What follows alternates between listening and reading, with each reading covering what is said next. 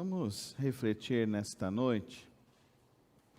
O nosso tema é: não temas as tempestades da vida, não tema as tempestades que nos cercam, que nos assolam.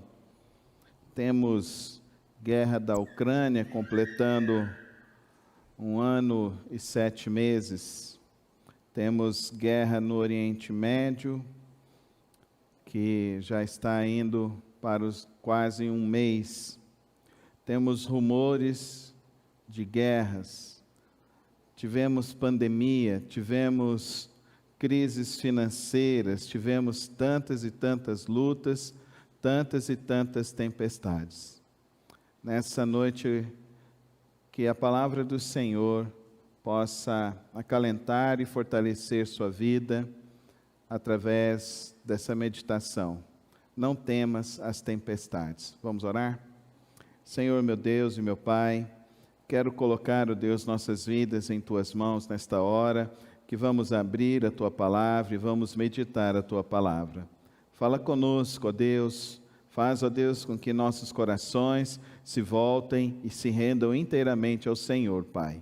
Que o nosso propósito, o nosso desejo seja, ó Deus, compreender a Tua vontade e viver a Tua vontade todos os dias, em nome de Cristo Jesus. Amém.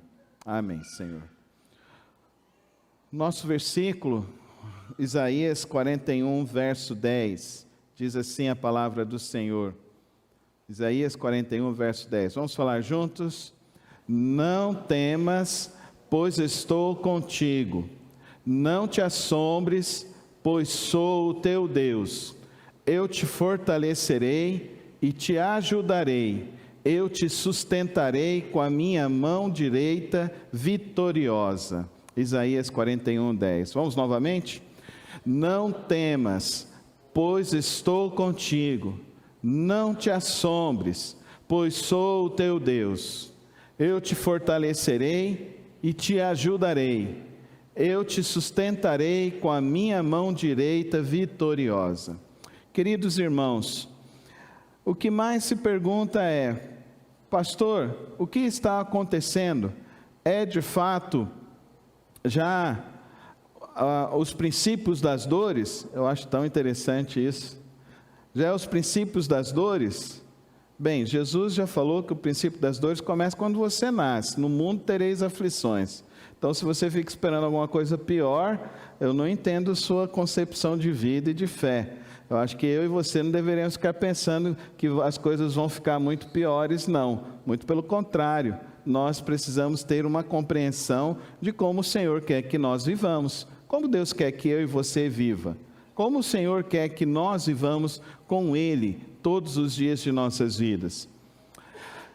O contexto de Isaías é o contexto de que o rei, ele se desviou do propósito de Deus, deixou de confiar em Deus. E o que aconteceu? Ele foi assolado pela Síria, e foi assolado pelos babilônicos. Então o rei voltou-se contra Deus.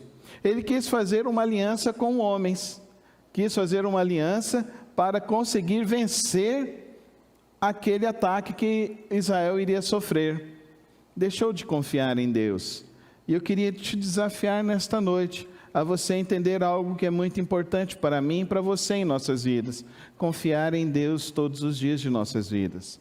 Confiar em Deus. Esse verso nos mostra 4 realidades dessa confiança. Não tema, pois estou com você. Eu sou o teu Deus, eu estou com você. Confie em Deus. Confie em Deus em todas as suas circunstâncias. Eu acho que terrível é viver essa vida sem Deus. Acho que terrível, pela experiência que eu tenho de vida e conhecer pessoas, terrível é você passar um momento dentro de uma UTI sem Deus. Terrível é você passar um momento de luto sem Deus. Terrível é você iniciar um tratamento de qualquer enfermidade na sua vida sem Deus. Terrível é você passar dificuldades na sua vida financeira sem Deus. Terrível é você não estar com Deus. Isso é terrível. Agora, se vai piorar ou se vai melhorar, isso não depende de mim e de você. Pastor, nós vamos interpretar isso como? Bem, eu sou milenista, então sou muito tranquilo em relação à volta de Cristo. Quando a trombeta tocar, tudo será resolvido. Estarei com Ele. Se você não crê assim, então você fica aqui para experimentar o que você quer experimentar. Mas eu sei que ficar aqui, quando Cristo voltar, quando Cristo vier de fato restaurar todo o reino dele, é desesperador. Então você não tem a Cristo. Então, mais do que nunca, comece hoje colocando a sua vida em Deus. Comece hoje tomando uma decisão. Vou confiar em Deus em todas as circunstâncias. A segunda coisa que o texto também nos diz: pois sou o teu Deus, não tenha medo, sou o teu Deus. Lembre-se, quem é Deus? Quem é Deus? Deus para você é só uma força?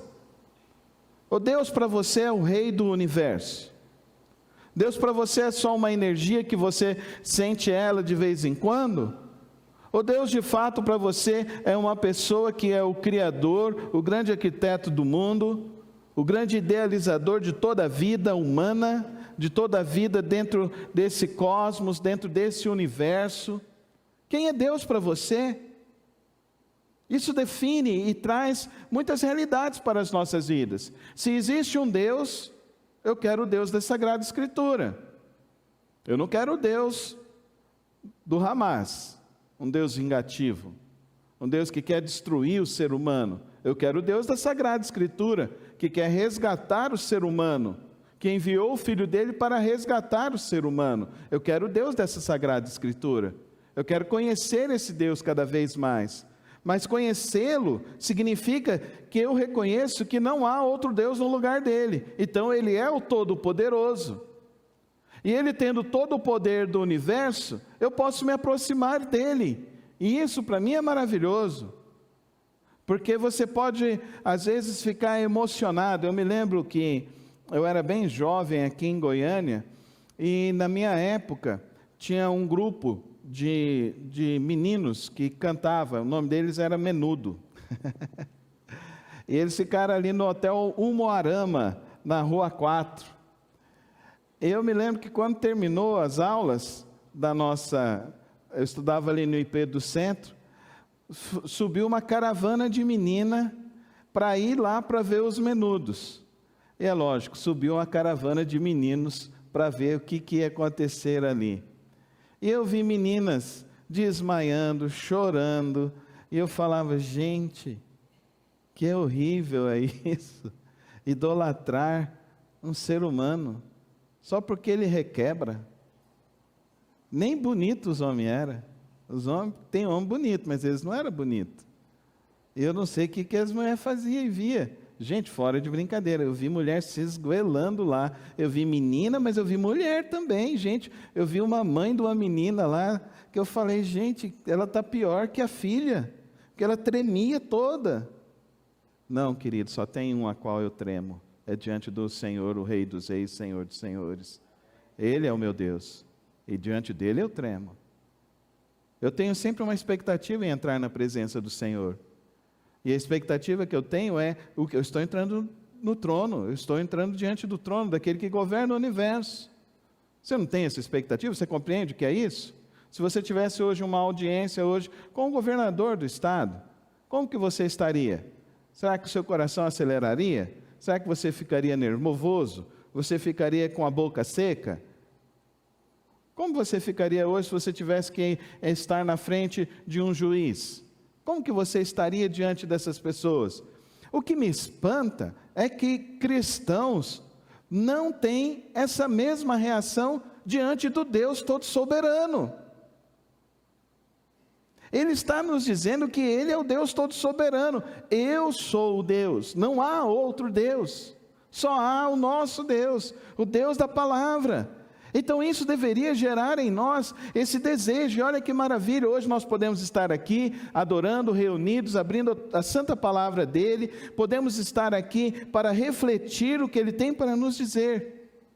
Queridos irmãos, muitas pessoas estão sofrendo em suas vidas com crises de ansiedade, com crises de depressão, estão sofrendo enfermidades na alma, no corpo, estão sofrendo enfermidades dentro da sua família, porque não olham para Deus como soberano de suas vidas. Quem é Deus para você? Ele é o teu soberano? Ele é de fato o teu rei? Ele é de fato o teu todo-poderoso?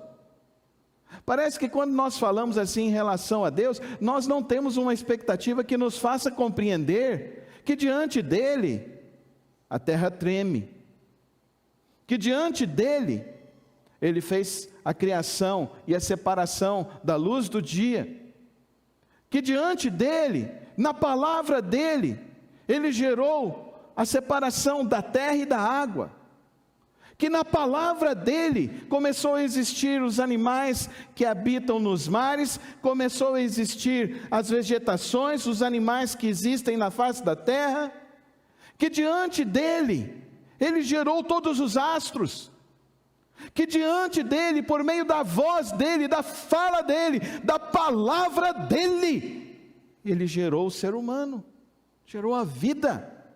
Das mãos dele, ele gerou aquilo que se tornaria a humanidade. Da palavra dele, ele trouxe ordem a todo um caos que existia, que na palavra dele, tudo veio a existir. Como que você fica diante da voz de Deus? Diante da palavra de Deus? Você tem essa compreensão de que Deus, quando fala, você deve obedecer? De que Deus, quando fala, você deve ter reverência? De que Deus, quando fala, você precisa se submeter? De que Deus, quando fala, você deve silenciar-se? Porque só Ele tem esse poder. Ninguém na face da terra, ninguém que existiu e ninguém que vai voltar a existir, pode ter um vestígio, uma centelha, 1% do poder que o Deus soberano tem. Eu sou Deus, eu sou Deus. Quem é Deus para você? Quem é o Deus a qual você adora? Oh, queridos irmãos, não ignore Deus. Sabe qual é o grande problema da nossa geração? Porque é uma geração narcisista, é uma geração que quer tudo voltado para si, quer a atenção do mundo para si. Então, com as redes sociais, isso se aflorou cada vez mais. Nós vivemos uma pandemia de narcisismos, de egoísmos, de pessoas que não conseguem ouvir o outro, que dar atenção e ouvir e se relacionar com o outro e entender o que o outro está atravessando. E isso faz com que as pessoas não queiram ouvir a Deus. E isso faz com que as pessoas, não ouvindo a Deus, criam abismos atrás de abismos em suas vidas. Foi isso que aconteceu com o povo de Israel. Deixou de ouvir a Deus. Deixou de ouvir a Deus. E ouviu um exército que era 5 vezes maior do que o seu exército. E eles ficaram com medo desse outro exército. Se aliaram com outro exército que era 10 vezes maior do seu exército, mas esse exército estava longe. Então lembre-se da soberania. Lembre-se quem é Deus. Aí o povo de Israel quer se associar a um rei humano, carnal, terreno, voltando as costas para aquele Deus que deu a vitória para eles diante de Jericó. E como que eles venceram a Jericó? Eles empunharam alguma espada? Não. Eles venceram o exército dos filisteus empunhando alguma espada? Não. Com louvores a Deus. Como que está a sua batalha na sua vida? Você está tentando resolver como seus problemas? Com a força do poder de Deus? Eu te fortalecerei e o ajudarei. Eu segurarei a tua mão direita. É Deus que está dizendo, eu o fortalecerei, eu o ajudarei. Você vai buscar forças com quem? Você está buscando forças com quem? Você está buscando direção para a sua vida com quem? Só temos a Deus a quem recorrer. E aí é interessante isso, porque ele termina dizendo, com a minha mão direita vitoriosa. Então a certeza da garantia da vitória, da minha vitória, não é a minha força, não é a minha intenção. A garantia da minha vitória é o próprio Deus, amém? É o Deus. E qual que é a garantia? A garantia está na palavra dele. E qual que é a garantia? Ah, João viu o novo céu e nova terra. Você está preocupado com o quê? Você está preocupado? Está preocupado se a Rússia vai soltar a bomba atômica? Você está preocupado se amanhã o diesel vai disparar? Você está preocupado com o quê? Amanhã você perder o seu emprego? Amanhã você perder suas economias? Você está preocupado com o quê? O dólar disparar e chegar a 10 reais? A inflação voltar a ser o que era na década de 90? O que você se preocupa? A única coisa que nós devemos nos preocupar, queridos irmãos, é se de fato nós confiamos em Deus ou não. Você confia em Deus? E quem é esse Deus que você tem confiado? Você ouve esse Deus? Você obedece a esse Deus? Você se fortalece e encontra força nesse Deus? Você busca a sua força para você viver nesse Deus? Você confia na força desse Deus? Você anda somente com esse Deus? Então, observe o que diz 1 João 4,18. Ele diz que o amor de Deus cura os nossos medos. 1 João 4,18, vamos falar juntos? No amor não há medo. Ao contrário, o perfeito amor expulsa o medo. Como que você vê o amor de Deus por você? Hoje o amor ficou banalizado. Eu não sei se é por causa das canções, eu não sei se é por causa de que a sociedade avançou para a vida de descarte. E hoje o amor então ficou uma coisa descartável. Ficou tão descartável que um dia desse eu vi um vídeo, e eu fiquei ali assistindo aquele vídeo, eu fiquei pensando. O filho foi à casa do pai, e ele chegou lá e falou assim, pai, o senhor lembra de mim? Mas antes de ir, o filho estava dizendo, faz 10 anos que eu não falo com meu pai. A última vez que nós falamos, nós brigamos. E aí ele chega lá, olha para o pai, ele filmando, para transmitir isso para as redes sociais, ele estava filmando aquilo, e ele chega lá, oi pai, sou eu. Aí ele falou, quem? Seu filho. Não, meu filho morreu, tem 10 anos. Eu falei, e o que eu fiquei mais intrigado, um vídeo desse, chega a 1 milhão de visualizações, um pai que fala que o amor dele pelo filho é descartável, só nessa sociedade doente, é possível as pessoas curtirem uma desgraça dessa. É só uma pessoa com a mentalidade doente é que pode achar isso algo positivo, porque não é. Isso é destruição da vida humana, porque o verdadeiro amor tudo vê, tudo suporta, tudo sofre, tudo crê. O verdadeiro amor, ele tem um início, mas ele não tem fim. E o verdadeiro amor que vem do nosso Deus, ele não teve nem início, porque ele sempre será amor.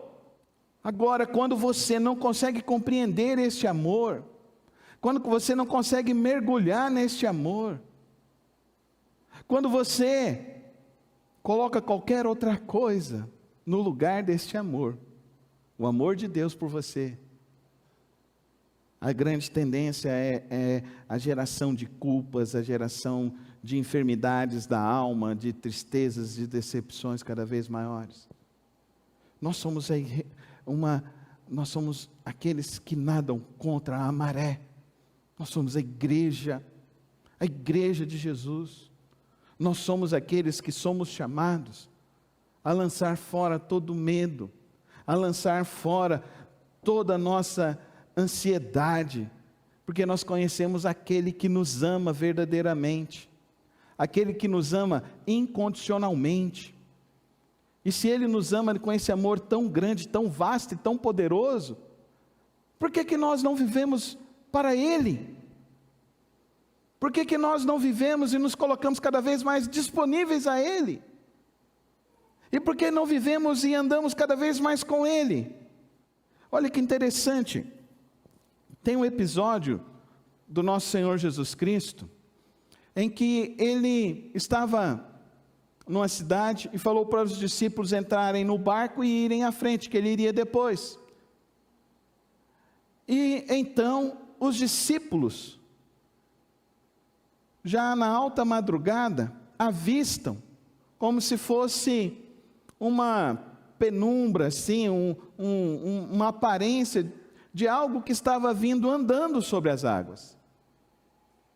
E quando eles olham aquilo, eles começam a ficar com medo, eles começam a ficar preocupados, eles começam a dizer: é um fantasma. Você já viu fantasma, irmão? Fantasma eu não vi, mas demônio eu já vi. Eu já entrei em lugares onde eu vi vários e vários demônios. Eu já entrei em casas onde eu falava: Jesus amado, vou sair daqui e vou tomar um banho de sal grosso, porque esse trem aqui está horrível. Não estou falando que eu tomo um banho de sal grosso, mas eu estou querendo dizer para você, querido irmão e querida irmã, que existem determinados lugares que não vai existir fantasma, mas vai existir um tipo de opressão espiritual, em que de fato, as pessoas que estão ali estão renegando a existência de um Deus, estão renegando a existência de Cristo, e renegam a existência do Santo Espírito de Deus. E assim essas pessoas vivem muito mais próximas do mal, do que de fato de Deus. Agora, eu quero que você saiba de algo. Os israelitas, os judeus, eles eram extremamente supersticiosos. E eles acreditavam em fantasma. Me lembro uma vez que eu estava fazendo um culto numa fazenda, e no final do culto, a gente fez o apelo, um senhor se levantou, se converteu, e no final ele foi me contar uma história, o dia que ele viu a mula sem cabeça, divino. Eu falei: é mesmo? É. E vinha correndo, e vinha rugindo, mas a gente não via a cabeça. Eu falei: é lógico, você está à noite, andando no meio do mato, você vai parar para ver o que está vindo atrás de você, irmão?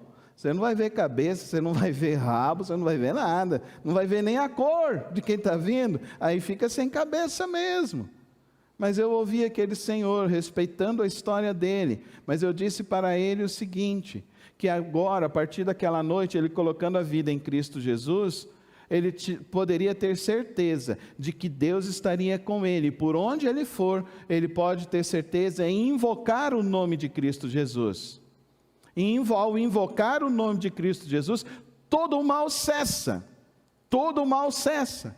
E ele virou e falou assim: é mesmo? É. Se a mula sem cabeça vier para cima do Senhor, o Senhor fala assim: está repreendida em nome de Jesus, o Senhor pode ter certeza que vai sumir isso da sua vida. Os discípulos estão ali, está vindo um fantasma, e agora?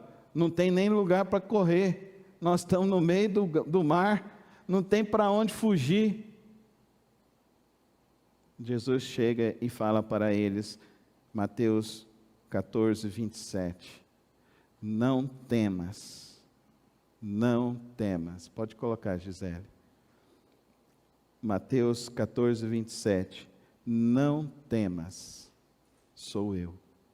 Mantenha o seu foco em Cristo Jesus. Não temas, sou eu.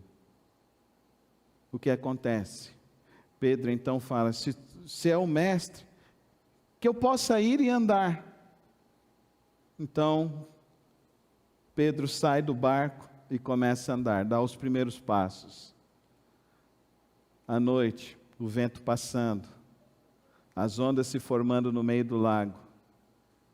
Uma dessas ondas bate no pé de Pedro, e Pedro fica cheio de temor. E o Pedro que estava andando, ele começa a afundar. Ele saiu com fé, mas ele afundou porque não ficou na fé. Está dando para você entender? Como que está a sua vida? Como que é você com Deus? Como que é você com Cristo? Você se firma com Cristo verdadeiramente? Ou as coisas estão te distraindo? As coisas deste mundo estão te distraindo? As coisas deste mundo estão te afastando de Deus? Aí quando surge um problema, aí você fica com medo, entra com pavor. Aí você começa a afundar. Nesses meus 25 anos de ministério, o que eu mais vejo é que quando a corda aperta, as pessoas correm para Deus. Na hora que a corda aperta, as pessoas ligam: pastor, o senhor pode vir aqui orar? Na hora que a corda aperta: pastor, meu paizinho está na UTI, o senhor pode ir lá orar? Na hora que a coisa fica difícil: pastor, o senhor pode vir aqui orar na minha casa? Mas não mantém o foco em Cristo Jesus. Não mantém o foco em Cristo Jesus. Os dias são maus, os dias são cruéis, os dias são terríveis, os dias são temíveis. Eu gostaria que nós, como sociedade, estivéssemos mais evoluídos e que, de fato, os homens respeitassem as mulheres respeitassem os homens, que as pessoas respeitassem as suas opiniões, que as pessoas respeitassem os princípios que cada um vive. Mas não é isso que está acontecendo. Ao invés de ocorrer uma evolução, estão evoluindo. As 3 maiores potências do mundo se deslocam agora com seus maiores navios de guerra para uma região, para cada um ficar mostrando quem tem mais poder, para quem tem e pode falar e o outro obedecer.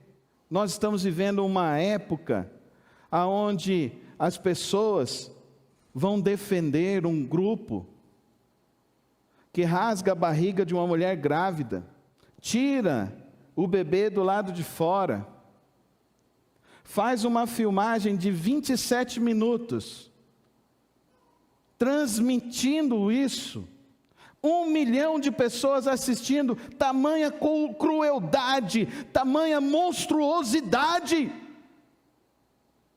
E ainda pessoas querem dizer que isso é algo aceitável. Não perca o seu foco de Cristo. Não deixe de olhar a Cristo. Não deixe de aprender com Cristo, com os discípulos dele. O problema de Pedro é que ele tirou o olhar por um segundo, e afundou e naufragou.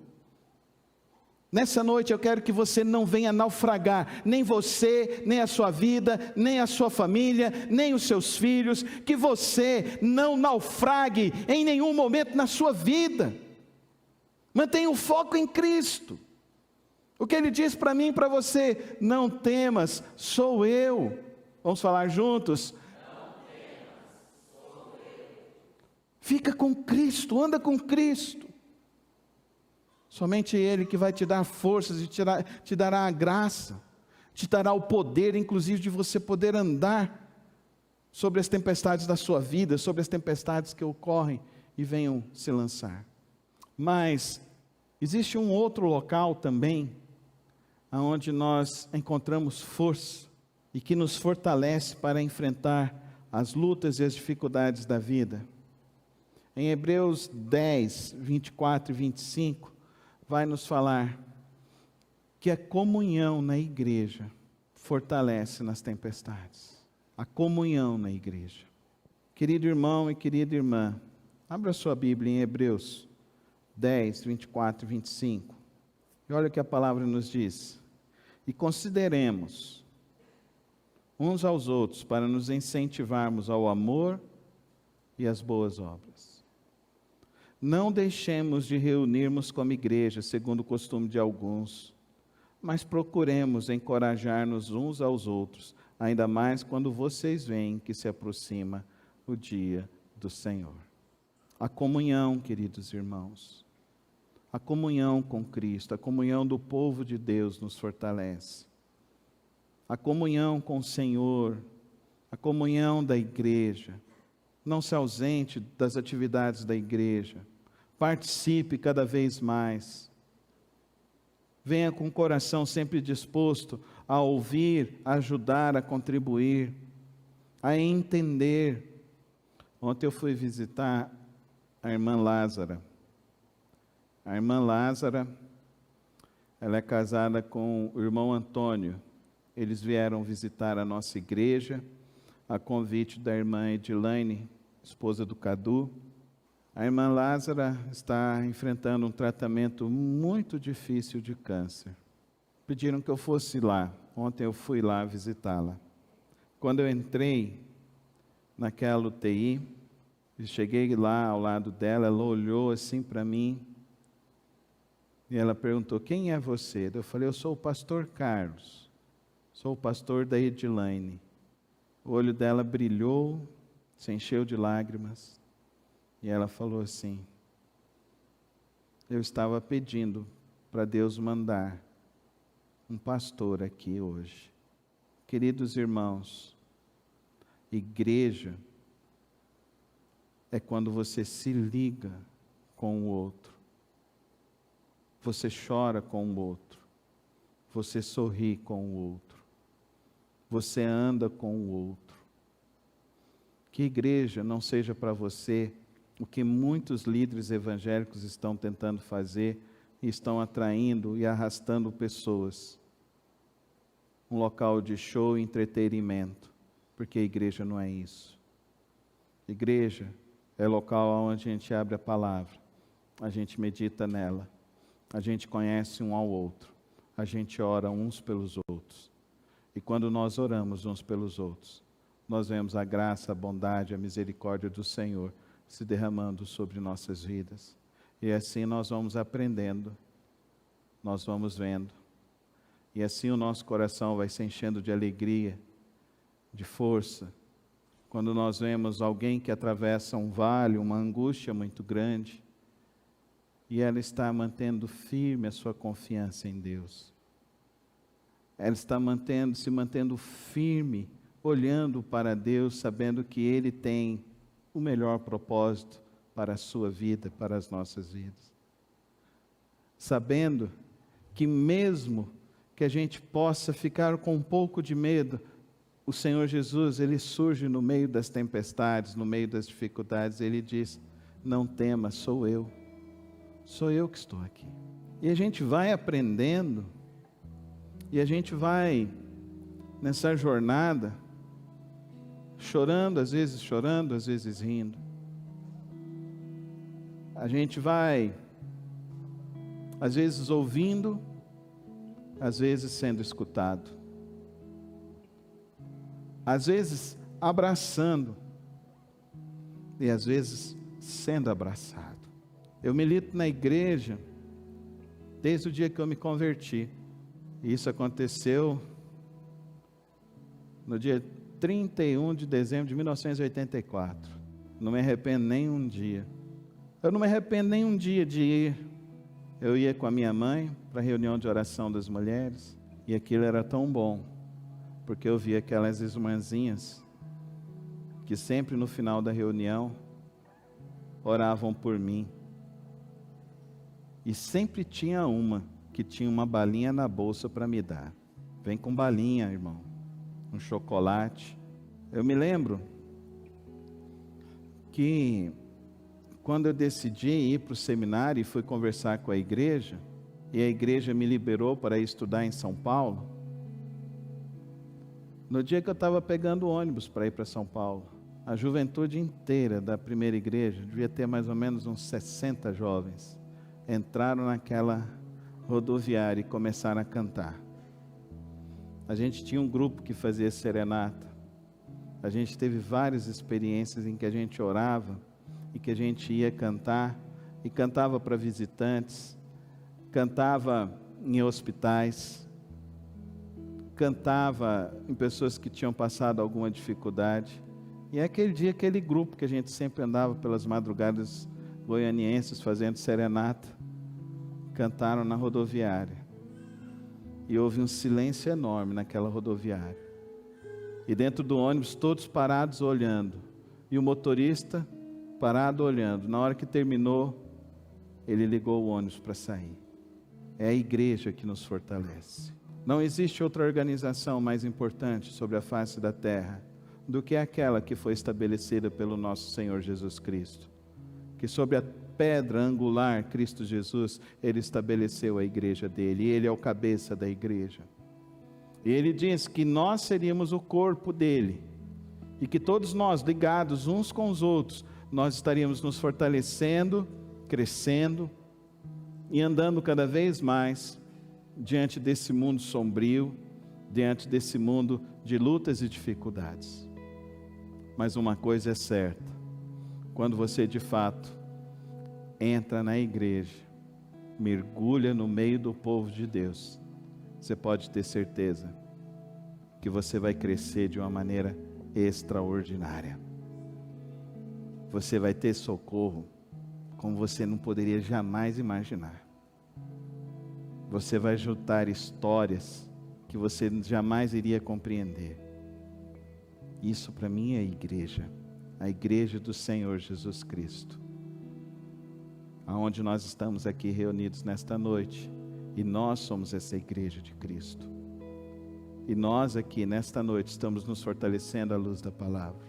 Por isso que nessa noite eu quero dizer para você, não temas, não temas, não temas as tempestades, não temas os dias sombrios, mas confia no Senhor todos os dias, todos os momentos. Vamos encerrar lendo novamente o nosso versículo dessa noite. Não temas, pois estou contigo. Não te assombres, pois sou o teu Deus. Eu te fortalecerei e te ajudarei. Eu te sustentarei com a minha mão direita vitoriosa. Feche teus olhos. Que hoje o Pai Celeste fortaleça a tua vida. Se você está no meio de uma luta, de uma tempestade, e você não sabe para onde ir, você já está no lugar que Deus tem para você. Coloca a sua vida diante do Senhor. Não temas, não temas, pois eu sou o seu Deus. Eu o fortalecerei e o ajudarei. Eu o segurarei com a minha mão direita vitoriosa. Nesta noite, ó Pai, abrimos Tua palavra e a Tua palavra nos mostra, Deus, que todo poder está em Ti, que toda força vem do Senhor. O Senhor que nos guarda, o Senhor que nos fortalece. Aquele que entrou aqui hoje cansado, ferido, angustiado, preocupado, ansioso, depressivo, triste. Aquele que chegou aqui hoje, ó Pai querido, até mesmo com traumas, com marcas em sua vida. Que hoje o Teu Santo Espírito venha fazer a cura, venha fazer o milagre, venha derramar, ó Pai, da Tua graça em cada vida. Que nesta hora, ó Pai querido, cada um de nós receba essa porção da Tua cura, da Tua graça, da Tua força. Toma nesta hora, ó Deus, cada coração, cada vida. Em nome de Jesus. Amém. Você ainda de olhos fechados. Se você entrou aqui com a sua fé pequena, diminuta, e hoje você quer renovar o seu compromisso com Cristo Jesus, ou entregar de fato a sua vida a Ele, levanta a sua mão, eu quero orar por você. Se você entrou aqui no meio de uma turbulência inesperada na tua vida, e hoje você quer receber a força de Deus, levanta a tua mão que eu quero orar por você também.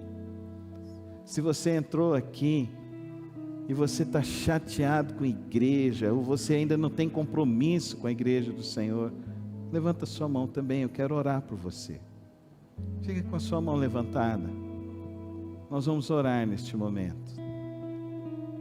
Nesta hora eu quero que você receba o agir de Deus em sua vida.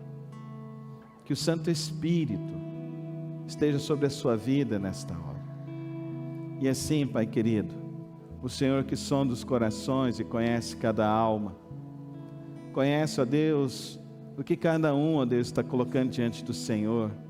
Eu rogo, ó Deus, que o Senhor venha abençoar, que o Senhor venha restaurar a fé, restaurar o vigor espiritual, transformar os dias, transformar o pranto em dança, ó Pai querido, transformar a tristeza em alegria, transformar, ó Deus, as angústias na Tua paz que excede todo entendimento. Que hoje, ó Deus, o Senhor venha trazer a verdadeira esperança e derramar a porção dobrada da fé em Ti, ó Pai querido. Que nós possamos sair daqui, ó Deus, como Pedro saiu daquele barco, ó Pai querido, cheios da fé, cheios da graça, do poder do Senhor, sabendo, ó Deus, que quando nós olhamos para o Senhor, nós vencemos, nós passamos, nós atravessamos a tempestade, nós atravessamos as lutas, nós somos mais do que vencedores. Pai, que nesta hora, ó Deus, o Teu Santo Espírito cure, transforme, liberte e haja, ó Deus, com Teu poder, em nome de Jesus. Amém e amém.